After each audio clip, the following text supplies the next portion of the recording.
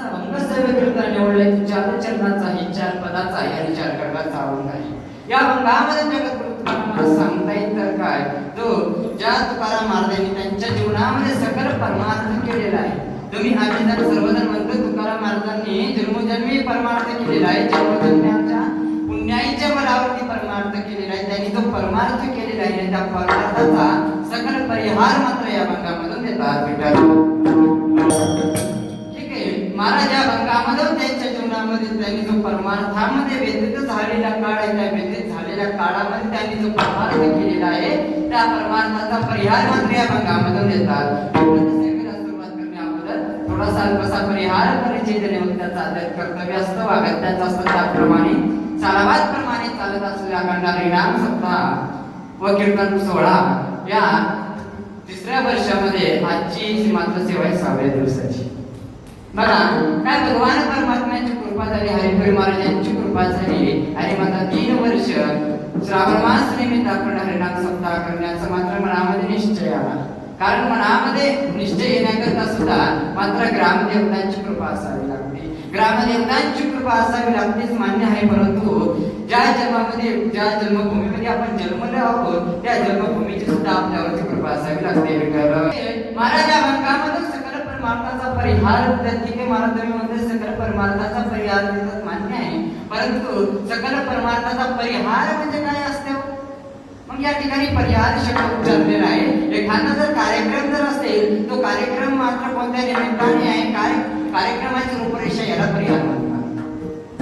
साधारण बघा कोणताही कीर्तनकार असू द्या, वर्ष श्राद्धाचं कीर्तन असू द्या, सप्ताहाचं कीर्तन असू द्या किंवा एकदिवसीय कीर्तन असू द्या, त्रिदिनी सप्ताह असू द्या किंवा पंचदिनी सप्ताह असू द्या, परंतु मात्र प्रत्येक कीर्तनकाराला प्रत्येक कथाकाराला मात्र परिहार द्यावा लागतो. तसंच मात्र जो आपण परमार्थ केलेला आहे मात्र त्या परमार्थाचा परिहार मात्र तुकाराम महाराज आपल्याला सांगतात. आपण सांगू शकतो का हो आपल्या जीवनामध्ये आपण काय साध्य केलं? आपण आपल्या जीवनामध्ये काय साध्य केलं सांगत असताना सुद्धा आपल्याला लज्जा वाटते. आपण आपल्या जीवनामध्ये काय साध्य केलं? कारण आपल्या जीवनामध्ये आपण काही साध्य केलं नाही, परंतु आपण जीवनामध्ये काय साध्य केलं असेल तर पैसा केलेला आहे, प्रॉपर्टी केलेली आहे, कुटुंब साध्य केलेलं आहे. याच्या व्यतिरिक्त आपण या संसारामध्ये आपण काही साध्य केलेलं नाही. ठीक आहे, या ठिकाणी प्रश्न निर्माण पडतो. तुकाराम महाराजांनी त्यांच्या जीवनामधला सकल परमार्थाचा परिहार सांगितला आहे, परंतु कोणापुढे सकल परमार्थाचा परिहार सांगितलाय? हे बघा की त्यामध्ये श्लोक आलेला आहे, विद्वनेव विजन्नाति विद्वतजन परिश्रम नैहि विद्या विजन्नाति कर्म प्रसवेदना. कारण बघा विद्वानाचं वर्णन विद्वानानेच करावं. हे गायनाचार्य जर असेल, गायनाचार्याची मात्र चूक गायनाचार्याने काढावी. खाली बसलेल्याने काढलेली चालणार नाही. माझ्या पदार्थ बोलत नाही की तिचा श्लोक सांगतोय.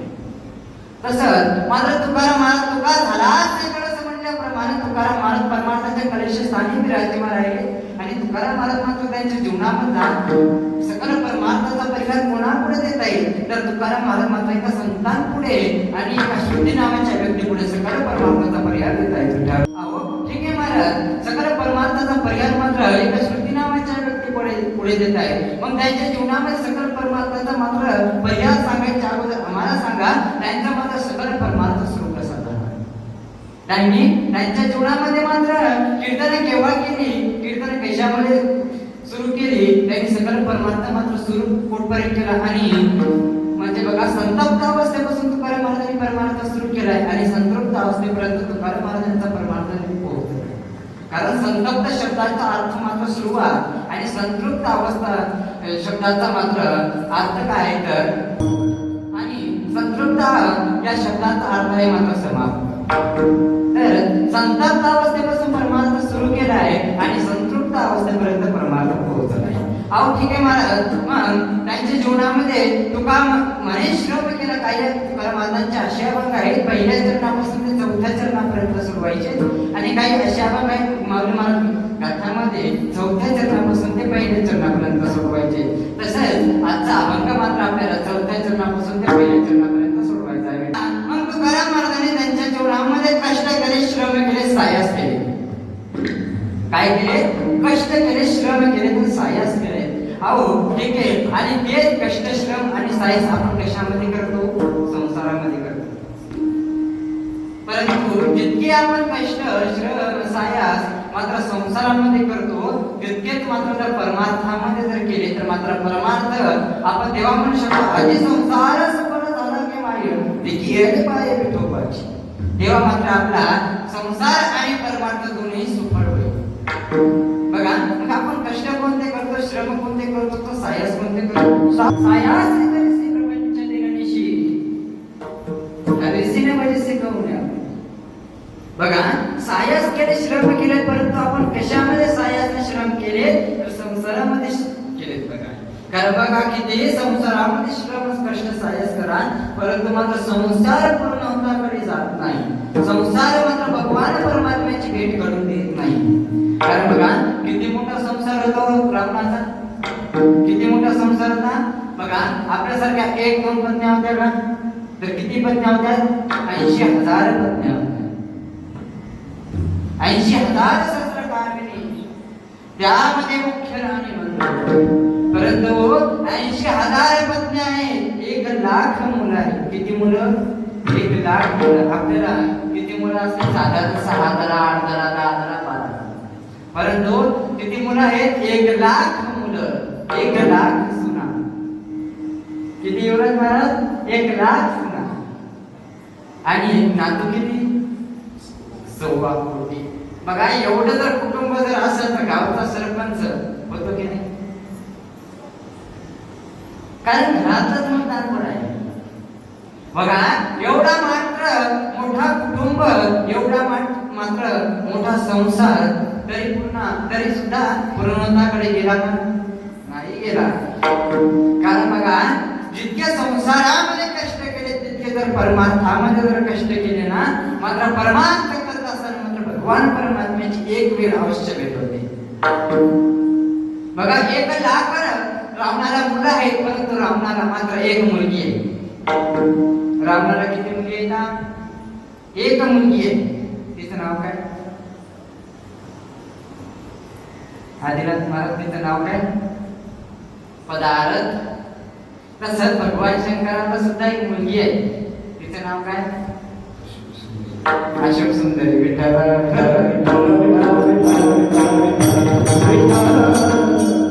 बघा एवढा मोठा संसार आहे तरी सुद्धा संसार पूर्ण झाला नाही. याचं कारण काय, रावण सुद्धा भगवान परमात्म्याची भक्ती करत होता.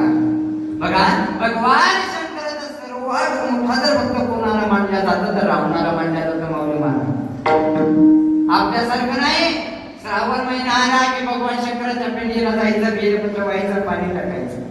तर बघा एवढं मोठं स्तोत्र लिहून ठेवलंय. भगवान शंकराचा मात्र सर्वात मोठा भक्त रावणाला मानला जात होता, तरी सुद्धा रावणाचा मात्र संसार पूर्ण झाला नाही. मग आपल्या जनसामान्य माणसाचा संसार पूर्ण होईल का, नाही होईल. कारण बघा तुकाराम महाराजांनी सुद्धा कष्ट केले, श्रम केले, तर सायास केले. ते कशामध्ये केले तर परमार्थामध्ये केले. बघा मग ठीक आहे महाराज, तुम्ही म्हणताय तुकाराम महाराजांनी कष्ट केले, श्रम केले, सायास केले, परंतु कोणते कष्ट श्रम सायास केले तर तुकाराम महाराजांचे मात्र, तुकाराम महाराजांच्या काळामध्ये मात्र बघा दुर्गादेवी नावाचा दुष्काळ पडलाय. कोणत्या नावाचा दुष्काळ पडलाय, आपण तुम्ही आम्ही सर्वजण म्हणतोय तुकाराम महाराजांच्या जीवनामध्ये एक दुष्काळ पडला होता. सर्वांना माहिती आहे ना. सर्वात पहिले तर कर्जमाफी कोणी जर केली असेल तर तुकाराम महाराजांनी, आणि ते कोणत्या दुष्काळामध्ये केली असेल तर दुर्गादेवी नावाच्या दुष्काळामध्ये केली होती. त्या दुष्काळामध्ये तुकाराम महाराजांनी सर्वांची कर्ज मात्र माफ करून टाकलं. आणि तेवढ्या दुष्काळामध्ये मात्र त्यांची पत्नी अन्न करता मरण पावली. स्वतःची पत्नी अन्न करता मरण पावली मायबा, तरी सुद्धा मात्र भगवान परमात्म्याचं नामचिंतन सोडलं नाही. आपली साधारण पत्नीला जर आपल्या तहातर आली तर आपण कामाला जाताना चालता विचारतो, भाऊ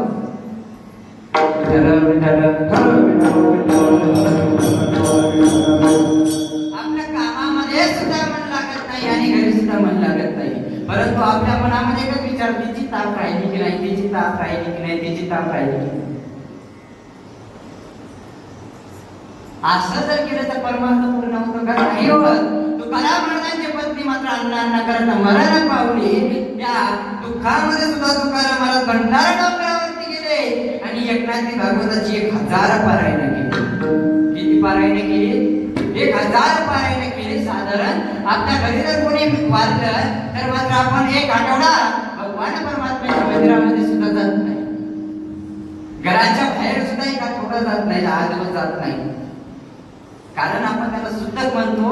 परंतु त्या सुतकामध्ये सुद्धा तुकाराम महाराजांनी भंडारा डोंगरावरती गेले आणि एकनाथी भागवताची 1000 पारायण केली. एवढे मात्र कष्ट कोण सहन करते का? बरं ठीक आहे. महाराज तुम्ही म्हणताय तुकाराम महाराजांची पत्नी अन्न करत मरण पावली. तुकाराम महाराजांच्या पत्नीचा अधिकार नव्हता का? या ठिकाणी प्रश्न आहे ना. मी त्या दिवशी बोलून गेलो बघा. तर परमार्थ जर करायचा जर असेल तर बघा, स्त्री ही त्या योग्यतेची असली पाहिजे, पुरुष ही त्या योग्यतेचा असला पाहिजे. कारण तुकाराम महाराज ही त्या योग्यतेची आहे आणि जिजाऊ साहेब सुद्धा त्या योग्यतेचे आहे.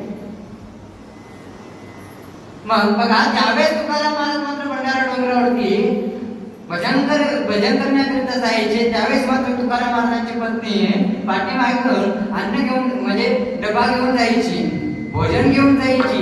आणि मात्र त्या ठिकाणी बघा, देवला जर गेले तर 4 डोंगर आहेत, डोंगर आहेत आणि मात्र 4 डोंगराला 4 रस्ते आहेत. आणि तुकाराम महाराजांच्या पत्नीला जर माहिती नाही कोणत्या डोंगरावरती जायचे, तर त्यावेळेस मात्र तुकाराम महाराजांची पत्नी जमिनीला कान लावायची आणि ज्या जमिनीमधून मात्र श्री विठ्ठल विठ्ठल नामचिंतन ऐकू येत होतं ना, मात्र त्या रस्त्याने तुकाराम महाराजांची पत्नी जायची. आणि एक वेळ असं झालं, तुकाराम महाराजांना मात्र भोजन देण्याकरता जात असताना तुकाराम महाराजांच्या पत्नीच्या पायामध्ये काटा फुटला आणि तो मात्र काटा जगाच्या मालकाने जगदानंद कंदे जगतपती विश्वचालक मला भगवान परमात्म्याने त्यांच्या पायाचा काटा मात्र आपल्या तोंडाने काढला. एवढा अधिकार मात्र तुकाराम महाराजांच्या पत्नीचा. आणि एवढा अधिकार असं सुद्धा मात्र त्या अधिकाराबरोबरच मात्र तुकाराम महाराजही आहेत आणि तुकाराम महाराजांची पत्नी अन्न करत मरण पावली, तरी सुद्धा मात्र भंडारा डोंगरावरती जाऊन एकनाथी भागवताची 1000 पारायण केली. ठीक आहे महाराज, एवढं मात्र कष्ट त्यांनी सहन केलं. परंतु अजून काय झालं? अजून मात्र तुकाराम महाराज मात्र ज्यावेळेस भजन करायचे, भजन करत असताना मात्र तुकाराम महाराज कीर्तनाला जाऊ लागले. आणि कीर्तनाला जात असताना बघा, पूर्वीच्या काळामध्ये कीर्तनामध्ये 2 चाली व्हायच्या. आणि महाराज किती चाली व्हायच्या? 2 चाली व्हायच्या. एक पहिल्या चरणाची चाल आणि मात्र दुसरी द्रुपदाची चाल. आणि तुकाराम महाराज सांगतायत बघा, माझ्या जीवनामध्ये मात्र मला कधीच पहिल्या चरणाची चाल कीर्तनामध्ये म्हणायला भेटली नाही. तुकाराम महाराजांचा अधिकार कमी होता का? तरी सुद्धा तुकाराम महाराजांना मात्र पहिल्या चरणाची चाल म्हणायला भेटली नाही. तर मात्र तुकाराम महाराज भजनाला जात होते, त्यामध्ये त्यांची थोडी बढती झाली, मात्र ते द्रुपदाची चाल म्हणून लागले. आणि मात्र त्यांच्या मनामध्ये निश्चय आला, आता आपण सुद्धा कीर्तन करू शकतो. आणि त्यावेळेस मात्र तुकाराम महाराजांनी मात्र कीर्तनाची सुरुवात जर कोणत्या दिवशी जर केली असेल तर एकादशीच्या दिवशी तुकाराम महाराजांनी कीर्तनाची सुरुवात केलेली आहे. आरंभी कीर्तन करी एका. बघा, आपल्या पाठीमागे तर संसार वर्षभरच आहे, परंतु मात्र गावामध्ये अखंड हरिनाम सप्ताह सुरू आहे. मात्र त्या संसाराचा तर मात्र 1-1.5 तास जर परमार्थामध्ये जर देण्यात जर आला मात्र एवढे भगवान परमात्म्याचे अनमोल असे शब्द कानामध्ये पडतात. बघा, असं किती जन्मांच्या पुण्याच्या नंतर कीर्तन श्रवण करण्याकरिता भेटते. आता बघा, आपल्या गावाची लोकसंख्या किती आहे आणि या ठिकाणी आहेत तरी किती. ज्यांचं पुण्य आहे ते मात्र या ठिकाणी आणि ज्यांचं आता पाप शिल्लक आहे ते घरी आहे. बघा, उमरखेड साईडला बघा एक लग्न झालं. काय झालं माऊली महाराज? कोणाचं? आदिनाथ महाराज या झालं. बघा, उमरखेड साईडला एक लग्न झालं आणि लग्न बघायचं तरुणाचं तरुणीचं झालं. कोणाचं झालं? बोला की कोणाचं झालं? एका मुलाचं एका मुलीचं. आणि एका मुलाचं मुलीचं लग्न होत असते. म्हाताऱ्याचं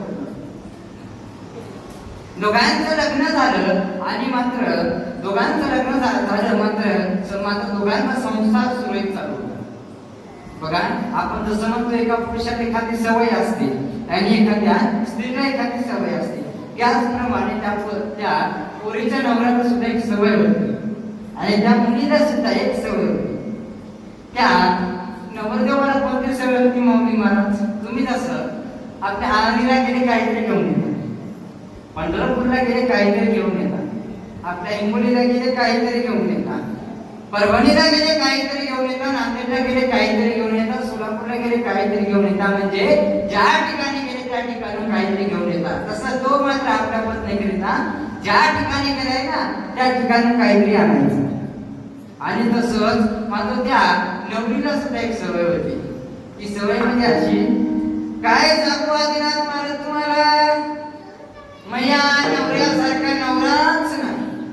काय म्हणायची, मैया नवऱ्यासारखा नवराच नाही. बाई, प्रत्येक बाईच्या नवऱ्यासारखा नवराच नसतो. सगळ्याची नवऱ्यासारखी असतात का, नसतात. हा ठीक आहे. सकाळी आदिनाथ महाराज भेटले, दुपारून मात्र माऊली महाराज भेटले. काय सांगू माऊली महाराज तुम्हाला, मैया नवऱ्यासारखा नवराच नाही. म्हणजे साधारणपणे त्या मुलीला सवय होती, ज्या ठिकाणी जो व्यक्ती भेटला त्या व्यक्तीला म्हणायची माझ्या नवऱ्यासारखा नवराच. परंतु कालांतराने नको घडायला ती गोष्ट घडली. म्हणजे त्या बाईचा नवरा काय झाला, मरण पावला. काय झाला, त्या मुलीचा नवरदेव मात्र वारला. आणि बघा पूर्वीच्या काळामध्ये बघा ज्या तरुण मुलीचा जर नवरदेव जर वारला असेल, नवरा जर वारला असेल तर तिचा पुनर्विवाह करत होते. आणि आता सुद्धा करताय, कारण साधारण आता मुलीच भेटत नाही.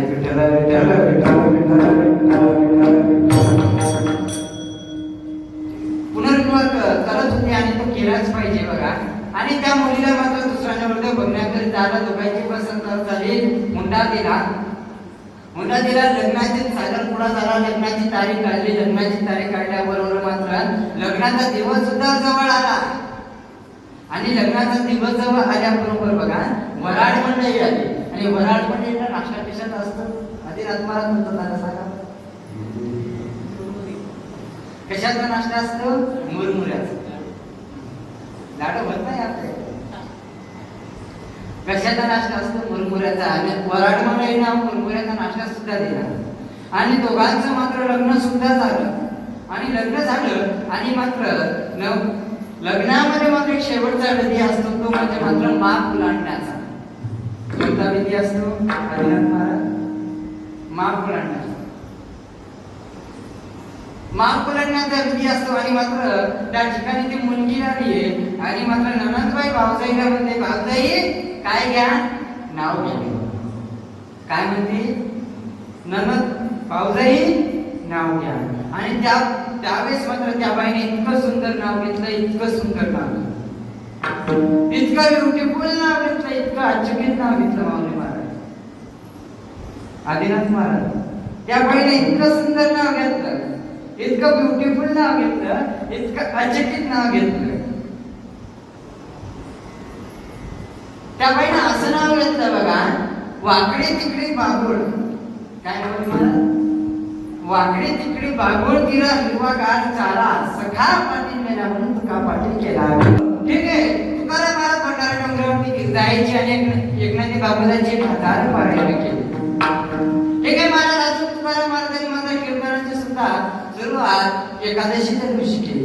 मग अजून त्यांच्या जीवनामध्ये कष्ट श्रम साह्यच केले तरी कोणकोणते. ज्यावेळेस बघा तुकाराम महाराजांचा गाथा पाण्यामध्ये बुडवण्यात आला होता, तरी सुद्धा मात्र कोणावर सुद्धा राग केला नाही, द्वेष केला नाही. कारण संत चारामंना बघा, तर तोची जाना जगी दया क्षमा ज्याची, लोभ अंत नाही मना जगी विरक्त तोची झाला.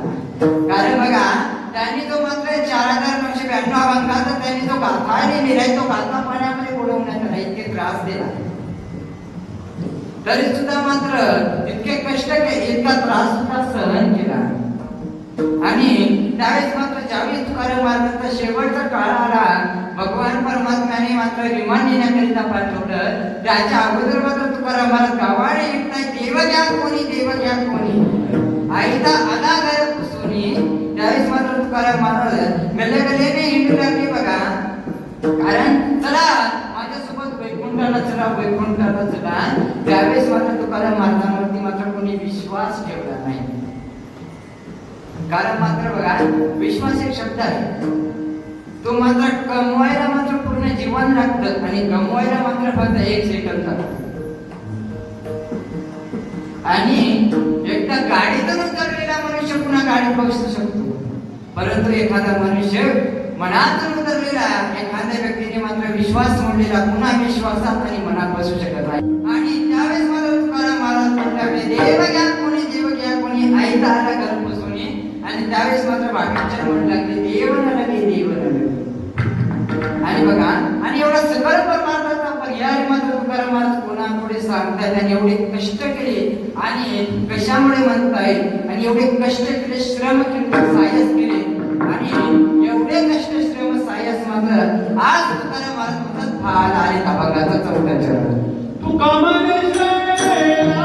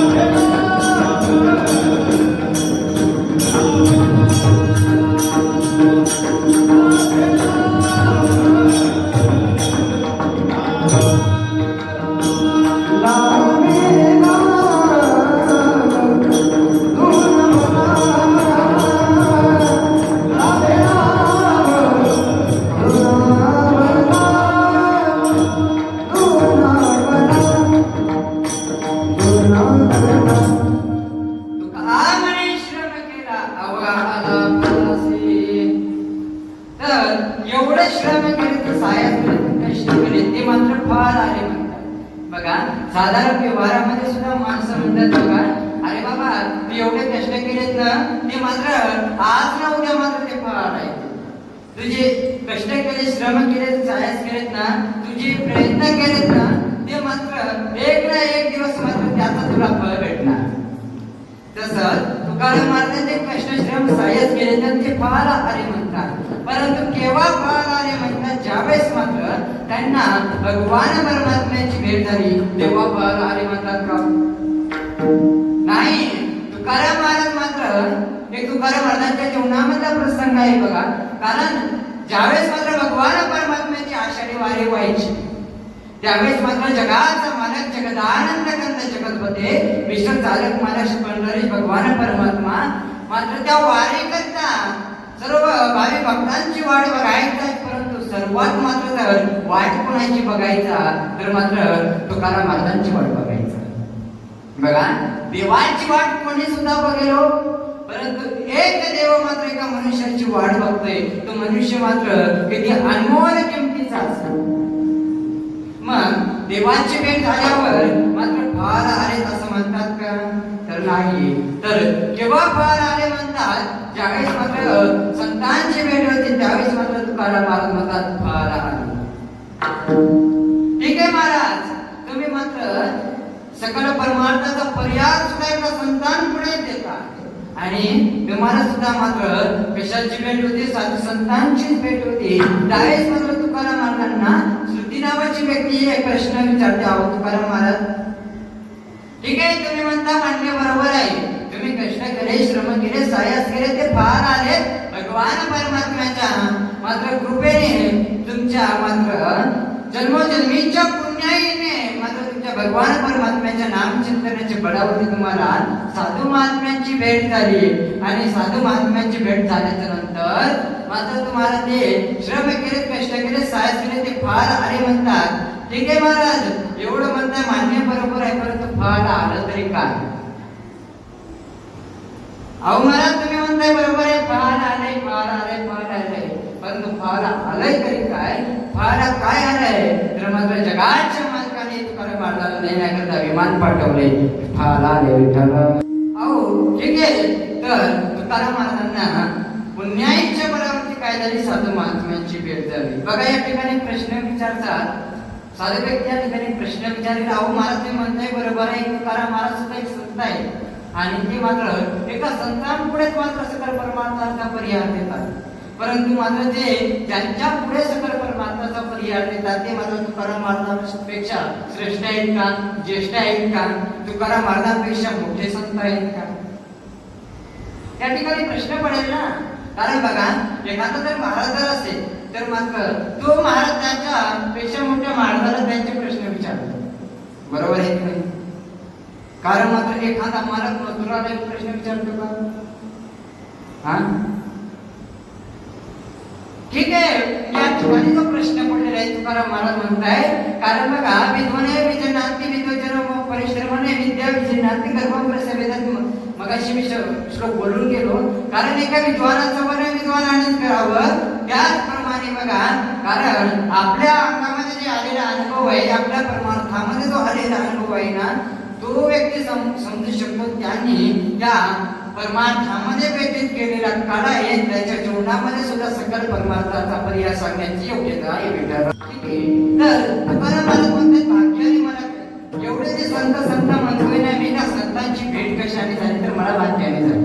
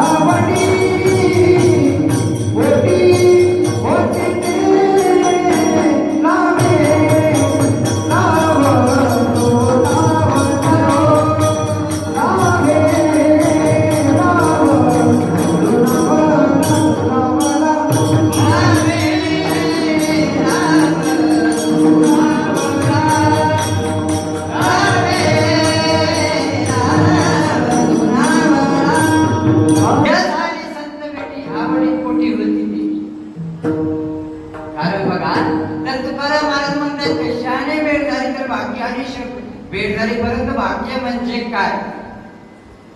या ठिकाणी प्रश्न पडेल. बघा भाग्य म्हणजे काय? भाग्य कशाच्या बळावरती होते? तर नामचिंतनाच्या बळावरती भाग्य निर्माण. तर मात्र ठीक आहे, श्रुती नावाची व्यक्ती या ठिकाणी तुकाराम महाराजांना प्रश्न विचारते, आहो तुकाराम महाराज मात्र तुम्ही जन्मोजन्मी पुण्याई केली म्हणतात, परंतु त्या पुण्याईने झाले काय? तर तुकाराम महाराज म्हणतात आमचं भाग्य उदयाला आलं आणि मात्र आमच्या जीवनावरती मात्र काय झालं तर सावंत आहे. कारण मात्र काय झालंय तर पुण्य मात्र एवढं फळाला आहे आणि मात्र आमच्या जीवनावरती मात्र ठसा उमटलाय. पुण्य फळाले बहुत दिवस भाग्य उदयाचा ठसा झालो सन्मुख तुकाईचा संत चरण पावलो. ज्यावेळेस मात्र संतांच्या चरणावरती मी नतमस्तक घेतलं, ज्यावेळेस मात्र संतांच्या चरणावरती मात्र मी आलिंगन घेतलं, प्रथम घेतली आलिंगन मग चरण बंधावे. बघा ज्यावेळेस मात्र आपल्याला गुरुजी श्री गुरुजी सद्गुरुजी संतांची भेट होती ना, त्यावेळेस मात्र आपण प्रथमतः काय करायचं तर आलिंगन घ्यायचे आणि मग मात्र भगवान परमात्म्याला असो किंवा गुरुला श्री गुरुला सद्गुरुला संतांना मात्र नमस्कार करायचा. ठीक आहे, तुकाराम महाराज मात्र म्हणताय मान्य आहे, बरोबर आहे, त्यांच्या जीवनावरती मात्र काय झालं, ठसाव सुद्धा उमटला आहे आणि त्या ठसाव उमटल्यामुळे मात्र काय पुण्य फळ आलंय आणि पुण्य फळ आल्याच्या नंतर मात्र भाग्य ठरले. बघा, भाग्य सुद्धा ठरले, भाग्य सुद्धा उदयाला आले, मात्र संतांची भेट झाली. मग या ठिकाणी प्रश्न पडेल बघा, तुकाराम महाराज सुद्धा एक संत आहेत, परंतु तुकाराम महाराजांना दुसरे संत का आले तरी कसे? कारण आपण एकीकडे म्हणतो बघा, देव ते संत निमित्त त्या प्रतिमा निनती काही दाना कोणा नाम स्मरणा वाचुनी. मग तुकाराम आपण साधारणपणे प्रश्न पडेल आपल्याला या ठिकाणी, कारण संत तर कोणाला कळत नाही. कारण तुकाराम महाराजांच्या पत्नीला कित्येक दिवस कळालं नाही आपले महाराज संत आहे. तर तुकाराम महाराजांना कसे कळाले तो पुढचा व्यक्ती मात्र संत आहे. तर त्यावेळेस मात्र तुकाराम महाराजांवरती मात्र कशाची कृपा होती, तर जगाच्या मालकाची कृपा ज्यावेळेस मात्र आपल्यावरती होती ना, मात्र आपल्याला न दिसणारी व्यक्ती सुद्धा मात्र देव दिसू लागते. प्रत्येक मात्र जीवामध्ये मात्र शिव दिसू लागतो, प्रत्येक मात्र जीवामध्ये सुद्धा शिव दिसू लागतो, प्रत्येक जीवामध्ये मात्र आपल्याला देव दिसू लागतो. मात्र संत दिसणे मात्र फार मोठी गोष्ट नाही भेटायला. मात्र त्या भाग्याने संतांची भेट झाली. नुसती संतांची भेट होणे मात्र पुण्याच्या बळावरती आहे का? नाही, तर मात्र ते त्याची मात्र आपल्याला सुद्धा आवड असावी, बरोबर आहे ना. या ठिकाणी मात्र आपण कीर्तनाला मात्र पुण्याच्या बळावरती आलो का, पुण्याच्या बळावरती आलो का नाही, त्याला सुद्धा मात्र आवड असावी, बरोबर आहे ना. आपण बघा महाप्रसादाच्या पंक्तीला जातो, बरोबर आहे ना. मग मात्र ते पुण्याच्या बळावरती जातो, मान्य आहे, पुण्य असायला लागतं, महाप्रसादामध्ये वाटत असावा, परंतु मात्र त्याची सुद्धा आवड असावी. परंतु मनामध्ये आवडच नाही, मनातून आपण करतच नाही, आणि किती जरी पुण्य जर असेल तरी मात्र दिलेलं अन्नदान मात्र ते पुण्य मात्र पुण्यामध्ये गणित होतं का? नाही होत. कारण परमार्थ मात्र आवडीने करायचा असतो, सवडीने करायचा नसतो. तसं तुकाराम महाराजांना सुद्धा साधू महात्म्यांची भेट होणं मात्र त्याची सुद्धा पोटामध्ये आवड होती, आणि मात्र साधू महात्म्यांची भेट झाल्यानंतर झालं तरी काय, अभंगाचं दुसरं तर मात्र तुकाराम महाराज मात्र म्हणतायत, मला संतांची भेट झाल्याच्या नंतर एवढा लाभ झाला, मात्र काय झालं, ते जीवन मात्र धन्य झालं. मात्र आपण केव्हा म्हणतो बघा जीवन धन्य झालं, ज्यावेळेस मात्र आपल्याला एखाद्या पंढरपूर पांडुरंगाचं दर्शन जर झालं तर आपण काय म्हणतो, जीवन धन्य झालं, बरोबर आहे की नाही.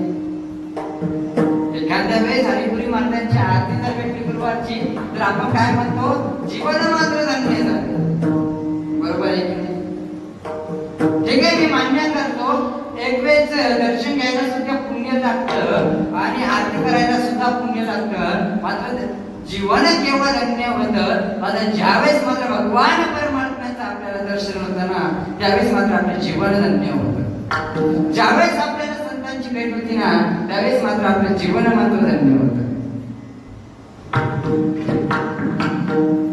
आणि हल्लीच्या काळात आपण संसारिक माणसं काय म्हणजे, एखाद्या वेळेस सोयाबीन जर जास्त झालं, हरभरा जास्त झालं, तर आपण काय म्हणतो, मात्र जीवन धन्य झालं बा. दरवर्षी 4 क्विंटल व्हायचं, तर यावर्षी 12 क्विंटल झालं. आणि अशा किरकोळ गोष्टीला जर आपण जीवन धन्य झालं म्हणत जर असं, तर मात्र आपण आजो पायाच्या सुद्धा खाली जाऊ. ज्यावेळेस मात्र संतांची जी पायाची धूळ आहे, धन्यतो संसारी मोक्षाची तरी सिद्धी लावी किसे कोण तया कसे नेले राजा अंसे पाणी बघा. आपले मात्र संतांच्या चरणाच्या खालची जी धूळ असती, त्या धूळ मात्र खायला सुद्धा आपण लायकीची नाही, त्यावेळेस मात्र आपण समजून जायचं विठाला. मात्र आपल्याला साधू महात्माची भेट सुद्धा होईल, आपलं जीवन सुद्धा केव्हा धन्य होईल, ज्यावेळेस मात्र भगवान परमात्म्याची भक्ती होईल ना, त्यावेळेस मात्र आपलं जीवन धन्य होईल. परंतु आपण मात्र हल्लीच्या काळामध्ये काय करतोय, सोमवार आला की शंकर भगवान परमात्मा धन्य, सोमवार आला की काय करतो आपण, शिव घोडा चक्रवर्ती त्याचे पराजय वाचे चित्ते वाचे म्हणता शिव नाम दयानुवादी क्रोधकाम. आपण श्लोक म्हणतो पुन्हा, नागेंद्राय त्रिलोचनाय भस्मंकराय महेश्वराय नित्याय शुद्धाय दिगंबराय तस्मै नकाराय नमः शिवाय. आणि मंगळवाराला की पुन्हा देवी बरोबर आहे की नाही? असं आठवड्याचे जर आपण देवोपासना जर गेलो तर मात्र जीवन केव्हा धन्य होईल. याच्याकरता मला म्हणताय तर काय, आपला तो एक देव करून द्यावा, तेने विना जीव सुख नव्हे, इरते माही के ठिकाणी नाही आली आली अंतिम अवस्था. आणि ज्या भगवंताची आपण भक्ती करतोय त्या भक्तीमध्ये भाव असावा, कपट नसावा. या ठिकाणी म्हणसाल बघा, महाराज तुम्ही म्हणते पांडवांनी सुद्धा भक्ती केली होती आणि दुर्योधनाने सुद्धा भक्ती केली होती, परंतु बघा दुर्योधनाने भगवान परमात्म्याची भक्ती केली, परंतु त्या भक्तीमध्ये भाव नव्हता तर काय होता, कपट होता. आणि ज्या पांडवांनी मात्र भगवान परमात्म्याची भक्ती केली त्या भक्तीमध्ये कपट नव्हता तर भाव होता. आणि मात्र तुकाराम महाराज काय म्हणतात, मात्र जीवन मात्र काय झालं, धन्य झाले. आणि मात्र जीवन केव्हा धन्य होते, ज्यावेळेस मात्र भगवान परमात्म्याची भेट होते, त्यावेळेस आपल्या जनसामान्य माणसाचं जीवन मात्र धन्य होतं. परंतु ते जीवन धन्य करता करता काय करावं, ते साधू महात्म्यांनी आपल्या संतांनी मात्र जे मार्ग दाखवलेले आहेत त्या मात्र मार्गावरती आपल्याला चाललं पाहिजे, त्या मार्गावरती मात्र आपण गेलं पाहिजे. मार्ग लावणे गेले आणि दयानिधी संत ते न्यायची पण ते चालत जाता न पडे गुंता कोटी काही. मात्र एखादी जर वाट आहे आणि त्या सरळ वाटेला जर आपण जर गेलं तर कुठं गुंतून पडत नाही. आणि मात्र जर आपण तिप्पडचा जाण्याचा प्रयत्न केला तर काय पडतं, मनोमार्ग गेला तो तेथे मुक्ताला, आईवडील जवाना ते धन्य, आईवडील जवाना ते धन्य धन्य धन्य.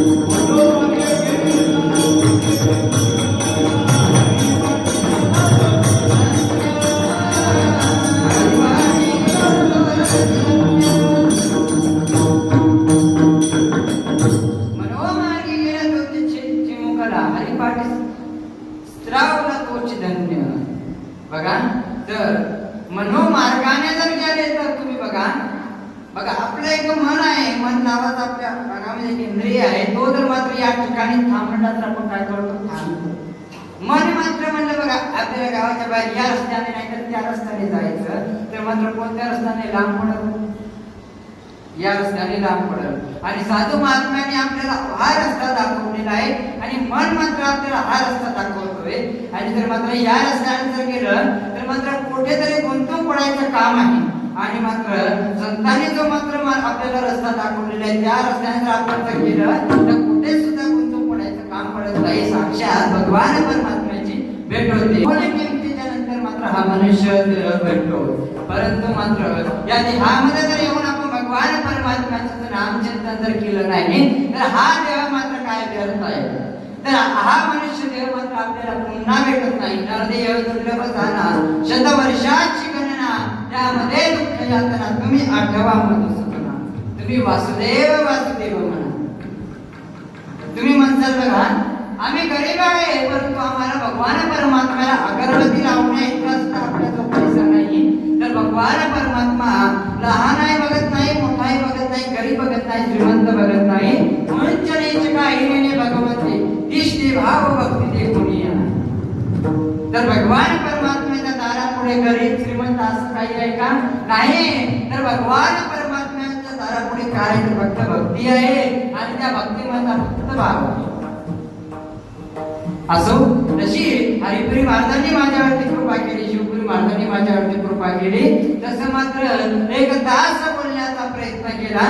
बघा एक तास सुद्धा खटवांग नावाच्या राजाला त्यांच्या जीवनामध्ये भेटला होता आणि त्या एका तासामध्ये मात्र त्यांनी मात्र काय केलं, भगवान परमात्म्यापर्यंत पोहोचले एक तास बोलण्या असे वाक्य न शाखेचे जसं मात्र तुमच्या जीवनाचा मात्र एक ना एक तरी तास मात्र मी भगवान परमात्म्याच्या नामचिंतनामध्ये घालवला.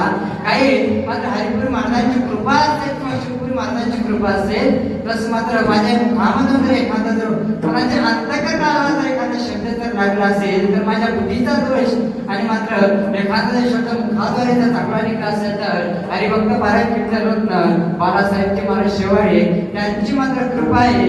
आणि जसं हरिपुरी महाराजांनी माझ्यावर कृपा केली तसं एक तास बोलण्याचा प्रयत्न केला तर साथ संगत ज्यांनी दिली मात्र माऊली महाराज असेल, सुधाकर महाराज असेल, बाबा असतील, आदिनाथ महाराज असतील, दत्ता काका असेल, सर्वांच्या चरणावर नमस्कार ठेवतो आणि तुम्हा श्रोते चरणांच्या चरणावरती नतमस्तक ठेवतो. श्रीराम पूर्ण देतो ज्ञानेश्वर.